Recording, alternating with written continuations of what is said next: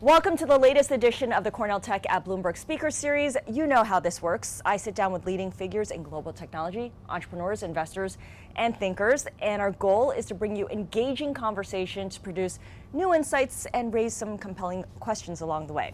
Be sure to catch up on our prior episodes. Check out the Inside Bloomberg page on YouTube. You can also stream our podcast, Cornell Tech at Bloomberg, which is available on all major platforms.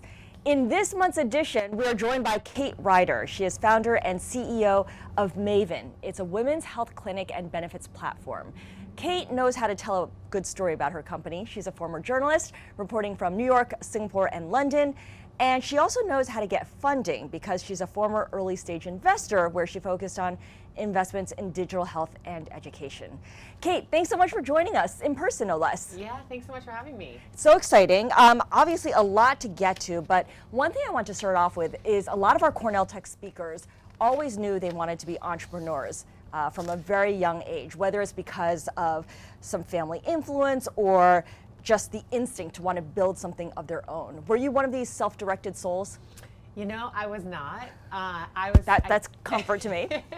I grew up surrounded by entrepreneurs. So my dad is an entrepreneur, and he is one of my biggest mentors. But I said early on I wanted to be a journalist.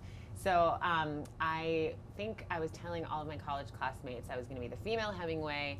I moved to Spain right after college, and entrepreneurship really kind of hit after that. I tried to start my first business off the back of a story, and I think what kind of propelled me into it was that I had so much support from entrepreneurs in the family, but it was certainly not what I was talking about when I was 18.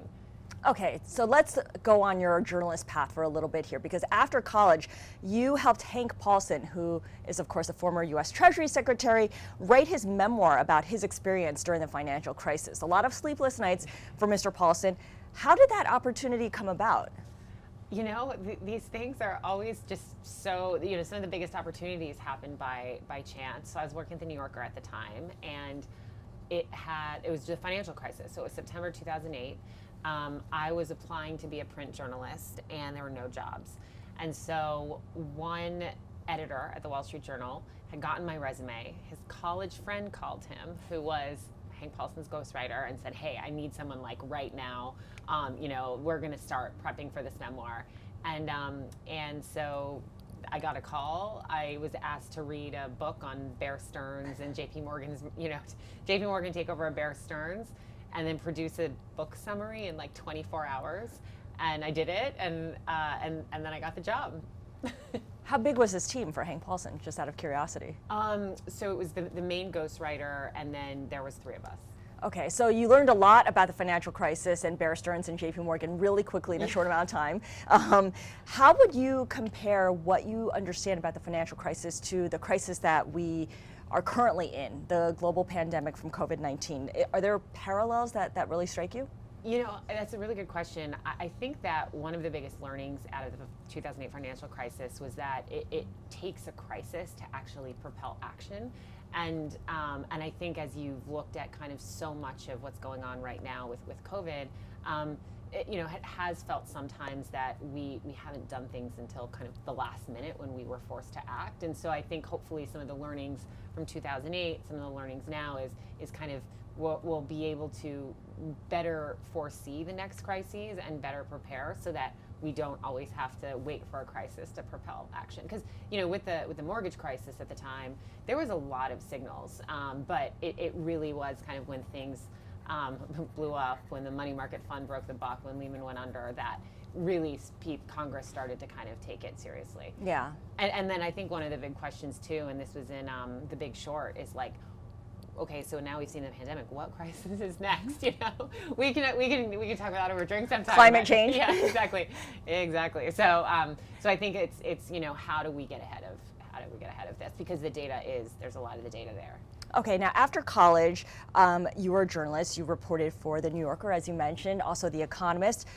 Talk a little bit about what parallels are between journalism and being an entrepreneur and starting your own company. You know, so much about entrepreneurship is figuring out the signal in the noise and then building a product for it. And so much of journalism is trying to find the story and understand the story from a lot of disparate sources. So I would say kind of, you know, from day one, it was always about, okay, what's the right product, what's the right business strategy amidst an emerging market, which was digital health, trying to really understand from a women's and family health perspective what the core problem was. And then I think the really fun part of entrepreneurship is then you get to build the product, whereas in journalism, once you kind of figure it out, you're writing the story, you're telling the story. But then I think when, as we've scaled Maven, this storytelling has helped a ton because you need great storytelling to close candidates on the hiring front. You need great storytelling in sales and marketing and for retention, for building companies. And so that instinct for kind of what's the simple story and then how to kind of make a decision to move forward about what's the story coming up has been really helpful. And of course, as you mentioned, one of the stories that you covered inspired an idea to start a business. What was that business and what happened to it? So this was back in Singapore. I think it was 2010, and post-financial crisis. Post-financial crisis. Had finished with Hank Paulson. Was writing for The Economist and Fortune, Wall Street Journal at the time. So I was kind of in Southeast Asia, covering a lot of business stories. And I covered a story about the online travel market out of China. There's actually this American guy, Fritz Demopoulos, who started the biggest online travel site called Qunar in China. And so I was covering that story, and it was just this story also of, of just tremendous growth as the Chinese market was coming online and as all of these hotels are being developed around Asia. There was just such an opportunity to kind of match their travel habits to a lot of these hotels. So I still think it's a great idea. No, I don't think anyone's actually launched it. But anyway, so two friends and myself decided, okay, what if we take a US kind of model of a luxury travel site? We adapt it to the Asian market, we launch it. My two friends were based in Hong Kong. They started, like seeding the idea with some of their investor friends, and things started actually moving. Wait, did you quit your job or you were still doing your day job? I was still a journalist at the time, okay. But like I was close to quitting my job. And then my two friends in Hong Kong were like, actually, we want to be screenwriters. And they went on to write amazing movies. So it was hilarious, but it was kind of the first taste for me of like, wow, entrepreneurship feels really good. I love kind of collaborating with people. I love building. And then my dad, who is the entrepreneur in the family, who was visiting me at the time, and I was like, oh, I think I'm starting this business. And he was like, you should probably go learn a little bit more on someone else's dime before you launch into your venture, but I'm totally supportive when you do. So during that time when you were involved in this business that almost got off the ground, did you learn any big lessons? I mean, it sounds like you didn't have the time to make mistakes just yet because it got somewhere, but it didn't actually really take off, right? Yeah, exactly. I think the lesson was just that entrepreneurship is doing. Like in the very early days, you just have to do. There's, this whole concept of I'm gonna really kind of build a business plan and a strategy and then I'm gonna plot it all out. Like actually a startup is way more iterative than that, and you just have to have this 80-20 mindset of kind of constantly testing and iterating. And so I think that was the big learning, is we were just constantly testing and iterating, and there was no just grand business plan, because you would get market intelligence or you would get some piece of information and then you would want to test against something else. And so really those early phases of product market fit, that was the kind of the big learning. It was this test and iterate mentality. You mentioned 80-20. 80 is testing, 20 is... Oh, like, get a project to 80% good. Okay. And so, don't spend the extra months getting it to 100% to get the A on the paper. Like, it moving fast is more important. Okay, got it. So your dad said maybe you should learn how to make some mistakes on someone else's dime. Is that what led you to venture capital? Exactly. How did you get that job, though? Because it's rare that someone who's a former journalist goes into that business, right? Usually you come out of, I don't know, a consulting background or a business school. Yeah, so we had just moved to London after Singapore.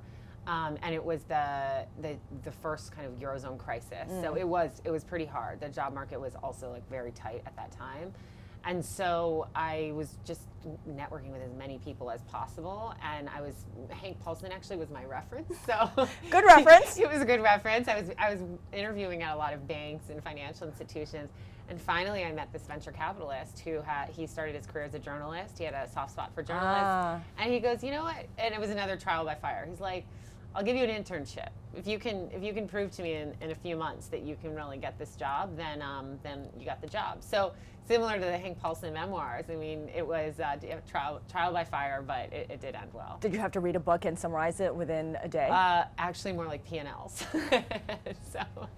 And it was. I mean, it was such a steep learning curve in the early days of that venture capital job, but then, you know, there's a certain amount of pattern recognition that comes, and things started to feel good within a year, where I kind of knew what was what, and then I ended up staying there an extra year, learning a ton, and then starting Maven.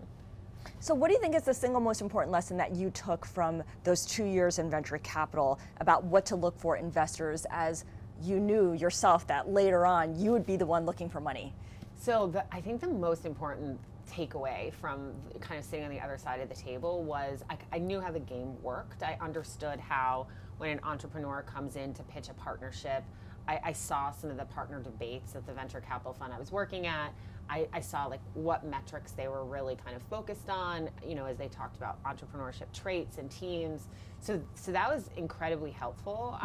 The fundraising process is something that I didn't know, and I learned as an entrepreneur, but I knew what the dynamics were, and so I think it was a little bit less intimidating when I was going out to raise my own money.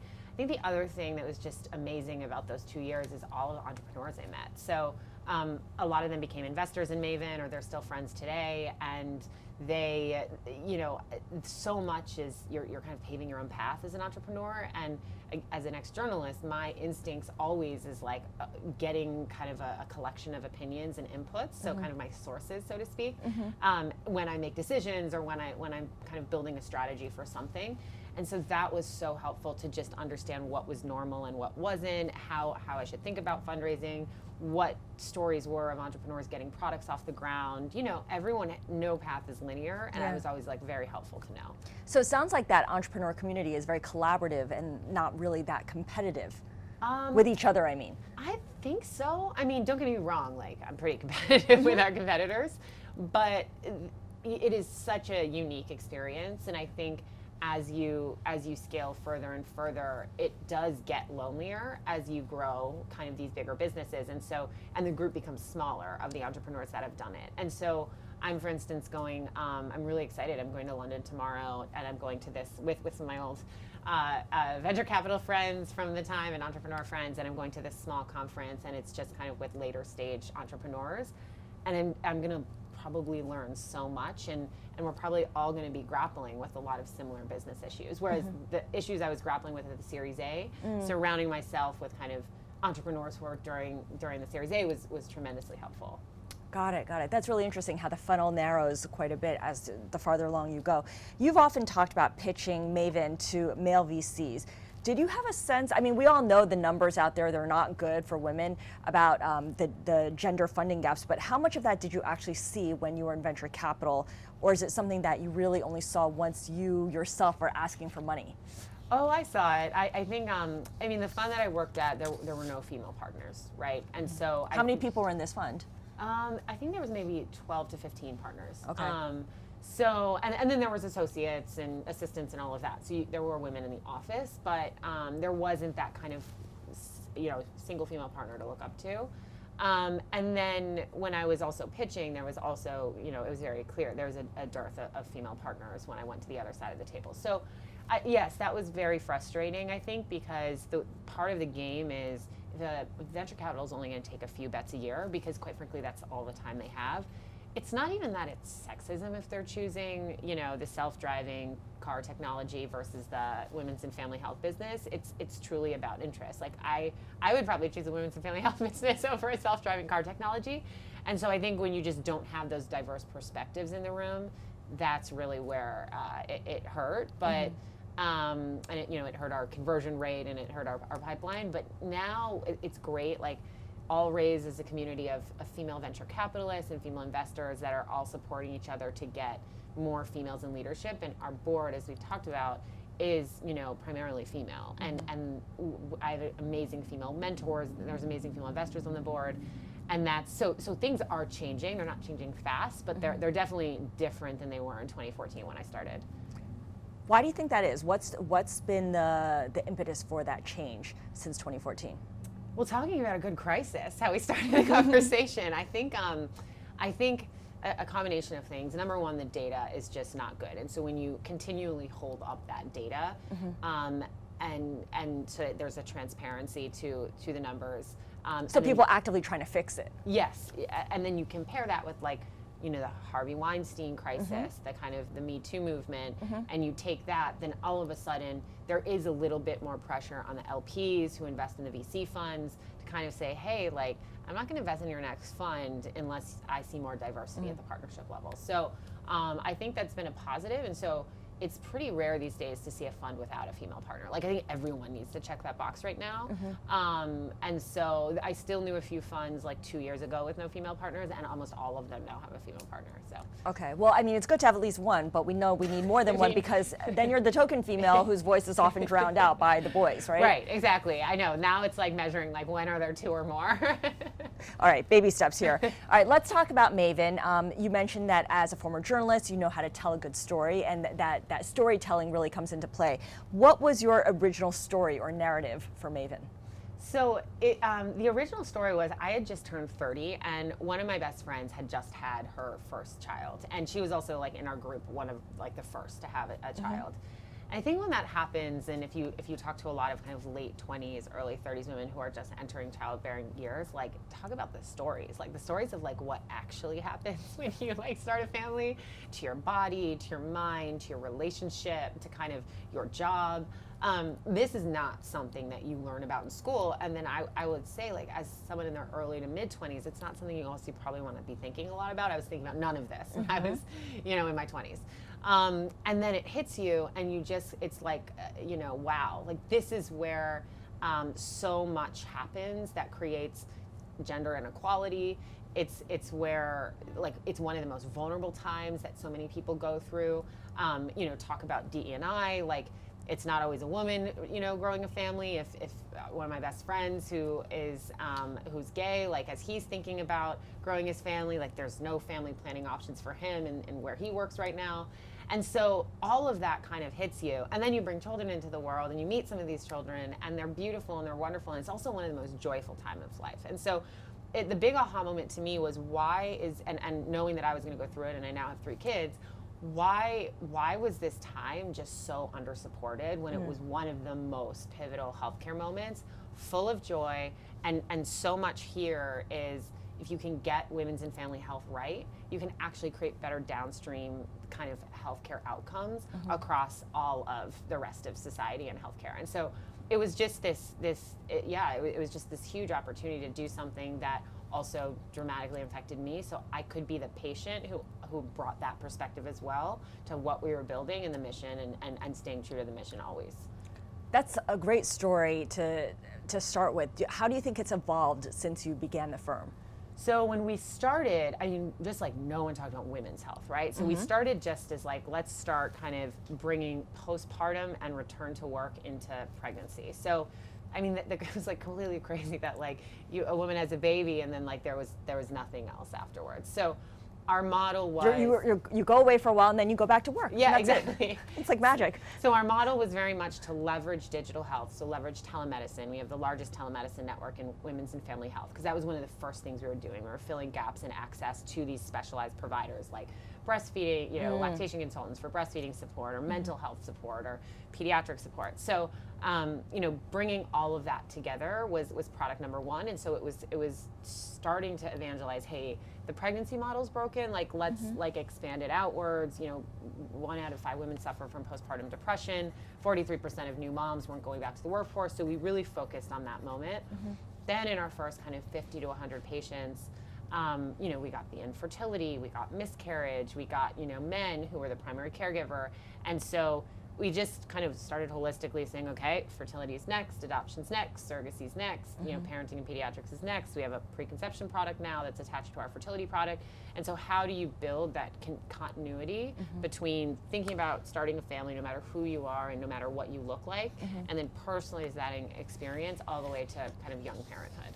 Okay, so that's a really wide range of services that you offer. How much is telehealth or virtual versus in-person visits and in-person consultations?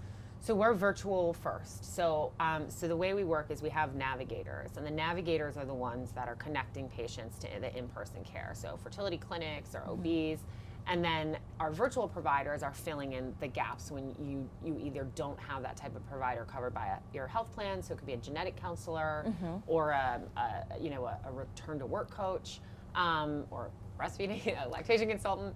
Before you go on, how much of that is not covered versus covered? I mean, would you say that like the breakdown's 20 covered, 80 uncovered, or 50-50? Well, it depends, right, on what kind of like health plan your either employer or your insurer gives you.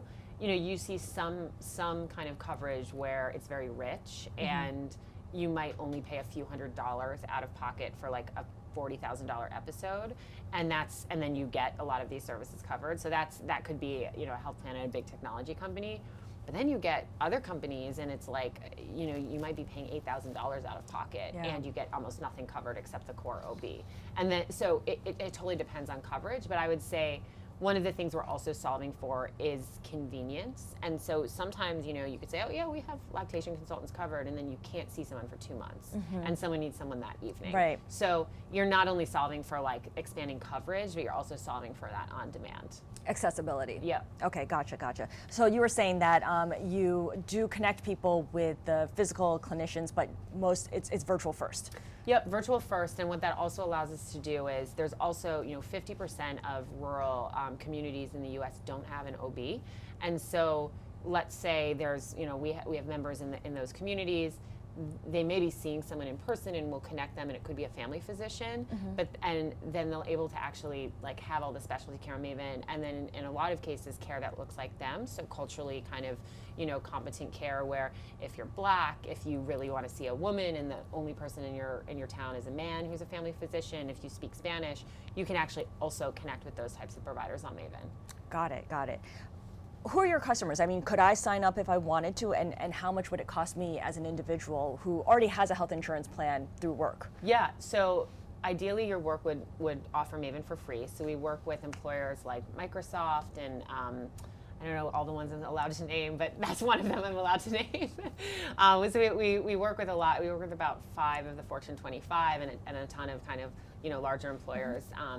So either your employer gives you Maven for free, and that's the fertility product or the maternity product, the parenting product, or you can just download Maven from the App Store if you're just kind of, you need a quick telemedicine consult. We decided to leave that product on the market for consumers because our core mission is access. And so we wanted to always make sure that, anyone can have the access at any time. So you could potentially use Maven if you just downloaded the app and booked with whatever provider you wanted to book with right now. Okay, and then I would try to use my own insurance to see if they... Or you would just pay out of pocket, okay.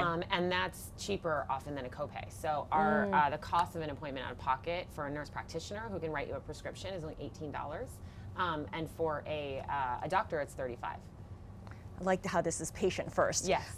You have a network, I believe, of over 2,000 doctors, caretakers, service providers. Tell me a little bit about your providers. Are they affiliated with existing hospital groups or doctor practices? Do they work exclusively for you? Are they working full-time, part-time? Yep, so we have a hybrid model. Some of our providers work for us exclusively. Others kind of set hours as they see fit. So maybe like an hour a week, or it could be like, 5 hours a week, and then they see patients as they come. And so, one of the coolest things about our providers is 98% of them are women. So there are a lot of moms themselves that are, so a parent kind of counseling other parents, other moms. It's a really powerful combination. I've been a patient and on the recipient end of it. But and this is something they bring up too as they're counseling the patient too, right? Like totally. Like, oh, when that happened to me, or don't worry. I mean, the amount of compassion and empathy that they're bringing to these virtual visits, I think, is what really helps Maven's telemedicine stand apart. I think telemedicine now is everyone understands what it is because of COVID. But I think there's still people that it's more commodified than it should be. It's kind of like 1-800 dial a doc. I think with Maven, the idea is like, no, this person can be in your life. They always go in your care team in the app, and they could be like your next door neighbor who's a doctor, who's just there counseling you with compassion, humanity, in areas where you're not getting this care in person. So it could be like, pelvic floor rehab after a tough childbirth. A lot of women don't seek support for that. I didn't even know that was available. Yeah. And so that's an example where they're some of our most passionate providers because that's just such a underserved area in women's health. Same with relationship coaches, sleep coaches. These are such important providers as you bring kids into the world, and you're overslept or you're underslept parents, and you've like had some conversation about in-laws and what they want for your baby, and your baby's not sleeping, you're exhausted. Like this is if you just have a few of these virtual consults, which is so easy, you can actually get a plan and your life back on track pretty quickly. And so those are some of our really popular providers as well on the coaching side. I mean, this looks at women's health and family planning as a holistic challenge, as opposed to as a holistic care, as opposed to you have the baby and everything else is kind of your problem. You got to figure it out and Google if you need to, and maybe ask a friend, and hopefully they have something to tell you, which is how most women kind of have muddled through all this. Yeah, and 30% of our users are men, and so that's pretty amazing because it also can bring the dad into the picture. And we have all of these reports of the mom goes to the prenatal appointment or the fertility clinic to do all of the retrievals, and like the dad doesn't go because he's working or whatever, but then they go have a group consult on Maven at night to kind of go over what happened in person so he can participate in the process a little bit more. So that's been super cool to see. Right, so that he's not separate from the process and like it begins like the long stakeholder. Right, absolutely. You initially focused on selling Maven to individuals, B2C first, before then selling Maven as a B2B platform to employers. Explain your strategy and why you went in that order. So yeah, I mean, I think with our product, like we're a consumer product. At the end of the day, we are only a good company as much as we engage consumers. They love our product, they're signing into our product, they're delighted by our product. We have a ton of a pretty strong clinical backbone. So if patients are engaged with our product, and one of the product metrics on the clinical side is to kind of reduce C-section rates or look at worrisome symptoms for high-risk patients in fertility or pregnancy, and then help them kind of navigate through that, maybe avoid a NICU stay, that's really, really critical to just having patients who love our product. So we are a consumer product always. So we wanted to start there because like the consumer market's brutal on products. So we heard really early on like what our patients liked, or our members, what they didn't like. And so we were able to kind of hone that customer love on the product first before we went to the employers. So then when we went to the employers, we said, listen, this is what we've learned. This is what we see patients really needing. And now you can sell this you can give this to your employees, and this is going to help them return to work. This is how they use the product, and you can retain talent, and you can reduce your family planning related costs.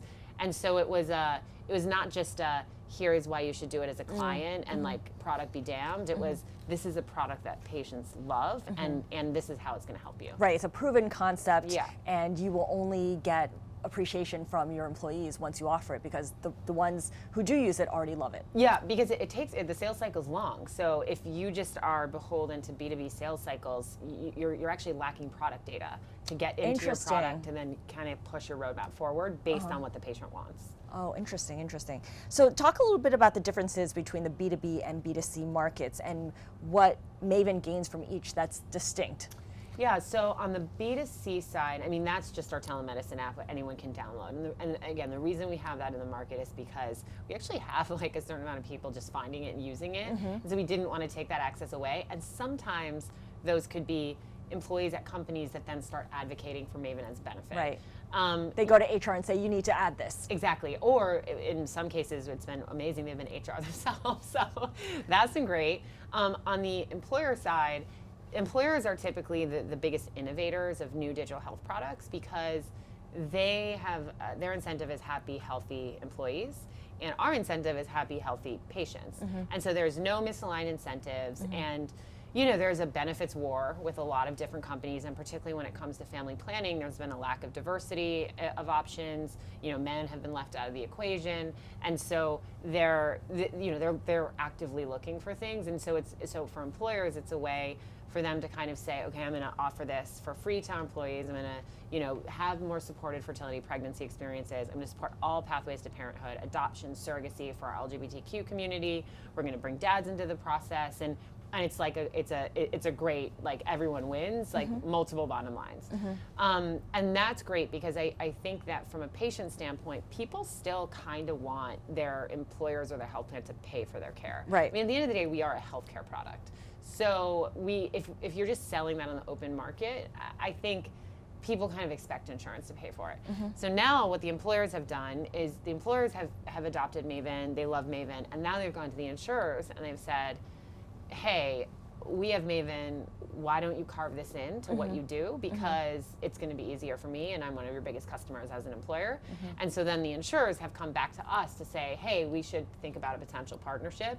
And then what that does is it unlocks not only all of these kind of, other employers that they can now kind of sell us into as a connected partner in their ecosystem, but then it unlocks more complex populations like the Medicaid of the world. And so, 1 out of 2 births are on Medicaid plans, which is lower income. And so given that the health plans manage a lot of those populations, it allows us to start to then navigate there. We're recutting our product actually right now as we speak, to be able to support this part of the market. Gotcha. I mean, cost is always going to be a huge consideration for employers who do sign on with you guys, who then go back to the insurance companies. How much pressure do you face on costs from your B2B customers? Not a ton. I mean, the medical budgets of these employers are crazy. Like, if you're a Fortune 100, like, you're spending billions of dollars a year on medical. So the Maven line item is like very minuscule. I think also when you really look at the ROI analysis, when you get into the smaller customers where they might be more cost conscious, the ROI is just there. I mean, it's like, not only are we reducing costs, so you're actually saving money with Maven, but all of the talent attraction and retention, you can measure that from a productivity standpoint. Gotcha. One thing that always strikes me, and obviously you are knee deep in healthcare and you know how it works, is that you started Maven without a background in healthcare, which is a huge obstacle for a lot of people. I mean, healthcare is its own language, right? It's got its own rules. What kind of advantages do you think that provided you with? Well, yeah, the naivety was great. Ignorance is bliss. Yes, exactly. It allowed me just to keep going in those early days. But yeah, I mean, I think it just always having the North Star as the patient, so kind of the rest of the system be damned. If we are always building for the patient, that is where so much of the industry is going anyway, that it's allowed us not to make those compromises, I think, and that's been to the benefit of Maven. I think also just not being so entrenched allows just that simplicity of what we need to do. Like, instead of, I mean, it's so healthcare is so complicated. It's like peeling back an onion. I'm still doing it. There's still many parts of it I don't totally Every day understand. you learn something new about the healthcare system. 100%, and I still can't really read my own medical bills. So that's frightening that you're in that situation. Frightening. So I think like this is like a joke. A lot of healthcare execs will say they can't read their own medical bills, but I do think that, just the simplicity of, we're building a product for the patient, and then we'll figure out the business model around it and not make certain compromises to strip things away because of price or cost if it's not in the right interest of the patient, has allowed us to kind of maintain to be true to that. So how do you hire for that then? Do you hire people who are from the healthcare world, or do you hire people who are like you, who come in from the outside and can look at this through new eyes, fresh eyes? This is the constant challenge of building a digital health company, is you need both, and you ideally have that balance. And so I think sometimes we've swung, in both directions. And so I think it's just constantly making sure that you are hiring from both the healthcare industry, you're hiring from great high growth consumer technology companies who bring that kind of scaling mindset, and then you're building the right comm structures and culture that everybody's collaborating and bringing their best strengths to make Maven as successful as possible. When's the last time you heard from someone, no, we can't do that, that's not how it works in healthcare? Oh, every day. Every day. And I think it's, it's like, let's unpack that. Right. Tell me why it can't work. Like, oh, have we looked at it this way? Or like, oh, interesting. Well, I think Some people think it's like so complicated to implement. Like we can implement in 2 weeks. Like when you have an agile tech product, you can move fast. When you have agile teams, you can move a lot faster than kind of some of the traditional healthcare. Speaking of moving fast, you mentioned putting together something in 2 weeks. During COVID, a state reached out to you to put together a package, and I think it was 2 weeks. Yes. What was it, and how did you do that? So right when COVID hit, one of the big things that happened is that OBG clinics kind of shut down because of PPE shortages, and fertility clinics shut down, pediatrician offices shut down. And so everyone was scrambling to get telemedicine up and running. And so the state of Massachusetts came to us. They were, one of the organizations, and they were like, can you, do maternity and pediatric telehealth soon? The governor is going to be making an announcement. And we also had just shifted to remote work, and so we were learning how to work as a team remotely. But I think it was just this awesome moment for Maven because everyone was like, yes, we can help. Like we can actually, in those early days of COVID, you just felt so powerless. You're like, what is happening? And it was this great rally moment for the team where we all stood up and said, yes, we're doing it. And we had just certain teams who were just working around the clock to get it launched. And then we were doing this with like employers, with certain organizations of like, how do we plug in to plug some of these urgent gaps? Okay, so you learn how to move quickly, you learn how to do it remotely, and you got it done. Yeah. When it comes to your finances, you recently announced a Series D funding, $110 million, and that leaves your company valued at $1 billion, which makes you guys a unicorn. What does the unicorn milestone mean for you, and what are you able to do as a result of being valued at $1 billion plus? Well, I would say it's tremendously humbling, right? And I think, kudos to all of the hard work of our team over the last 7 years, like both people who are still at Maven or who have been at Maven in the past. I mean, this was not an easy mountain to climb, particularly in the early days.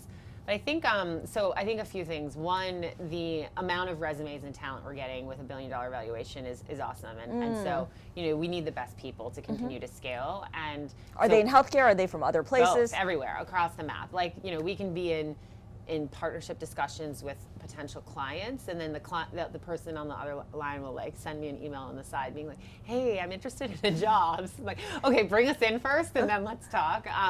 So that's really cool. I think though, in the past, we were pushing a boulder uphill. This was a new category. And so it just felt like we were just trying to survive. And this is now kind of flipped a little bit where like now this market is ours to lose. And so as a result, it is just, I think it's forced everyone to kind of level up and up their game a bit, because now there's stakes in a way that I think, when you're like every 12 months, surviving on funding and like kind of next milestones, there's bigger stakes, and the stakes are like what the 10-year vision that we have, right? I mean, there's an entire opportunity. Women's and family health is wide open. This market is just opening right now, and so to be able to kind of marry the virtual to the bricks and mortar to develop this kind of new care model that's totally seamless for the patient. I mean, it's not going to happen overnight, but we have the opportunity to really spearhead that, and that's super exciting. Yeah, you're in the right place at the right time right now, and a lot of big names are signing up as well. I mean, I was looking at your investors. You've got blue chip VCs like Sequoia, Icon, but you also have a couple of people who would be on, I don't know, the cover of People magazine, Oprah, Reese Witherspoon, Mindy Kaling, Natalie Portman. How important is it to you, or what's the value in having those kinds of big name individuals supporting Maven and investing in Maven? Well, because we're a consumer product at the end of the day, I think it brings that kind of consumer appeal to Maven, to kind of, for people who are just hearing about us through their employer or their health plan, like, oh, Maven, like, if it's like, oh, Maven was that company Oprah invested in, I'm gonna try it out, like, that's great. And then, and then our product can take over and they can be delighted by everything they see. But, healthcare, it's like not the sexiest of industries, and it's still hard for our marketing team to describe, and for me to describe our product in one sentence, right? There's so many facets of it. And so to be able to have some of these bigger name investors is super helpful for that reason. Right. Where does the name Maven come from? So Maven means expert in Yiddish. And so the idea is that Maven we are one big platform, which is we're a Maven. We have all these individual Mavens working on it. And then if we really want to kind of take it to the next level, Do it. we are helping the patient become a Maven themselves. Ah, empowering you. Yes. Yeah, sounds good. I want to thank you so much, Kate Ryder, founder and CEO of Maven, the women's healthcare clinic and benefits platform. And for our closing remarks, I want to hand things over to Deborah Estrin. She is a professor of computer science at Cornell Tech. She holds the Robert V. Tishman Founder Chair, and she also serves as the Associate Dean for Impact. Deborah? Thank you, Scarlet, and thanks to our guest today, Kate Ryder, as well as our hosts, Bloomberg, Tech NYC, and of course, Cornell Tech. For those who don't know, Cornell Tech is Cornell University's technology and innovation-focused campus, located on Roosevelt Island between Manhattan and Queens. We have a growing community of faculty and PhD students whose research spans everything from AI and robotics to security and privacy and human-centered design. And during just the past few years, we've launched a unique constellation of integrated master's degree programs in computer science, engineering, business, and law, bringing together students from different backgrounds to create technologies that address some of the world's biggest challenges. As someone who helped launch Cornell Tech's public interest tech and health tech initiatives, I have very direct interest in Kate's work, especially in thinking about how to support health and care where life happens outside of traditional clinical settings. It's so vital that we find innovative ways to help women during high stakes times, such as pregnancy and postpartum, and to be finely attuned to how issues of physical health can overlap with mental health. On this latter point, Cornell Tech has some of the world's experts in behavioral health and technology intermediation, which Maven's work surfaces so clearly. Events like this, where we get to hear from active entrepreneurs, are essential for all of us at Cornell Tech, and I look forward to joining you at upcoming Bloomberg events. In the meantime, I encourage anyone interested in learning more about Cornell Tech to visit us online at tech.cornell.edu, or better yet, visit us in person on our beautiful campus. Thanks for listening.